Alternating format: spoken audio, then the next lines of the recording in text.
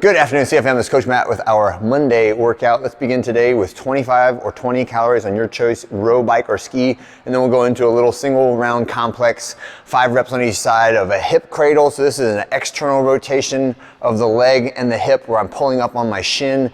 Then a lateral lunge and rotate. So tap right when you finish that and then rotate up and out. And I am stepping a little bit backwards so that when I land in that lunge position, I have a width between my feet.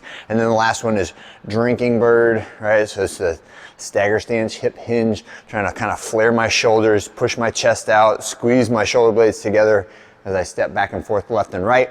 When we finish that, we're going into some scat pull-ups, so just a little bit of shoulder warm-up. So if you can see my arms overhead, my body is not moving, but my shoulder blades move up and down. And that is the same movement I want to replicate when I'm in this hanging position. So I'm squeezing down, relaxing, and letting my shoulders come up towards my ears.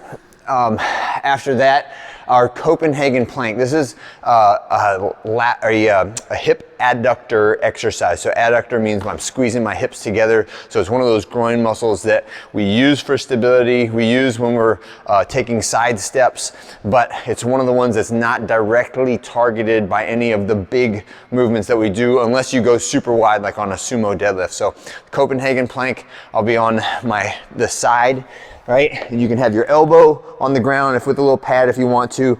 And I like to squeeze up and then slowly lower my hips to the ground as I pull my bottom leg out from underneath me so I can really stretch out that groin muscle. And then I can use this bottom leg to kind of push me back up to that top position. And then again, slowly lower myself down to the ground. It's a wonderful exercise. If you've ever tweaked a groin muscle or you've had a pull in the groin muscle, it's a wonderful exercise to help recover from that. All right, next one is 15 reps of a lightweight seated good morning, right? So for this one, again, we'll be on a bench.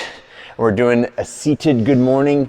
So that is the good morning exercise is a hip hinge with a braced neutral spine. So I'm just hinging forward and then squeezing back to the seated position, hinging forward and then squeezing back to that seated position.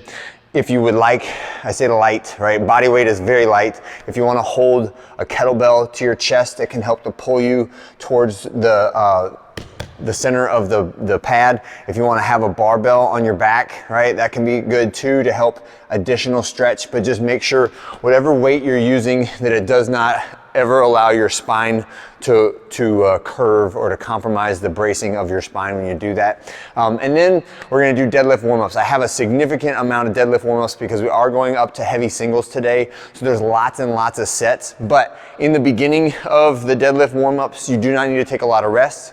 You can literally, the only rest that you will need for like the first 6 or 7 sets is the amount of time that it takes you to swap weights on the bar, right? That's plenty.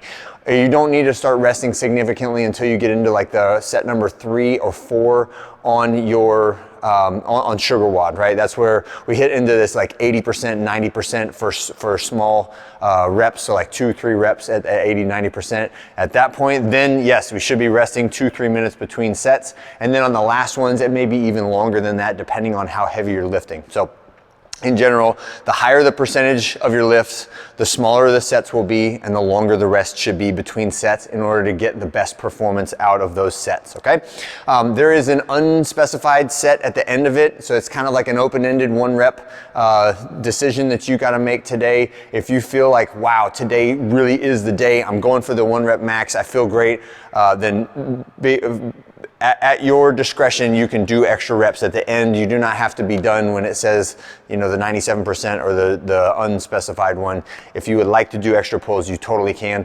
Or the alternate to this is, let's say it's your first time through a strength training cycle, you should not probably be going to a 1 rep max situation in that circumstance, right? It should be like, let's keep the reps higher, like 3, 4, 5 reps and go at a moderate load until we start to see just the first little signs of technique degradation. And that's where a good amount of training and learning occurs on the deadlift, okay? When you finish with the deadlift, there is an EMOM and it will just start whenever the first person is ready, okay? So the deadlifts will take everyone a drastic drastically different amounts of time depending on the format that you're doing for the deadlift, the sets and reps, and how heavy you're going. So whenever the first person is ready to do the EMOM, we will just start a running clock and you can start moving through that.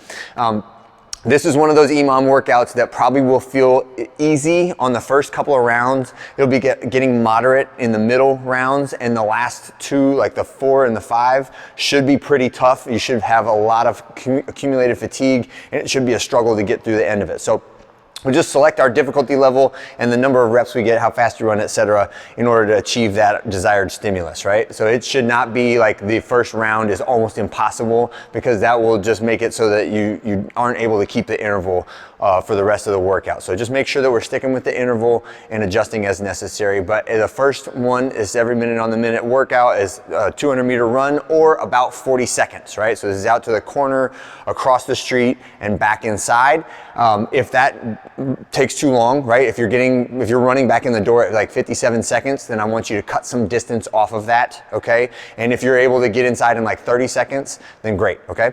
The next one is as many reps as possible in 20 seconds of hand release push-ups. So that will be when the minute starts, I go down to the ground, my whole body is laying on the ground, I reach my arms out to the side, my hands come off the ground, and then re-engage and push back up, okay? Hand release push-ups, make sure you're getting all the way to the top of that lockout position, my elbows straight when I finish.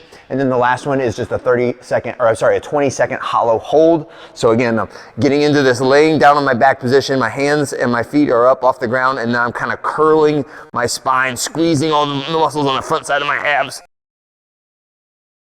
off the ground as possible. I want to think about like I'm just balancing on 2 or 3 vertebrae at the most contracted position that I can be in.